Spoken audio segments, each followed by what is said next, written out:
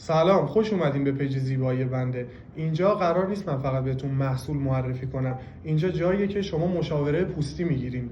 من ابوالفضل عزتی هستم. چند سال تو حوزه پوست و زیبایی کار میکنم و به صدها نفر مشاوره تخصصی دادم. کار من فقط فروش نیست. کار من حل کردن مشکلات پوستی شماست.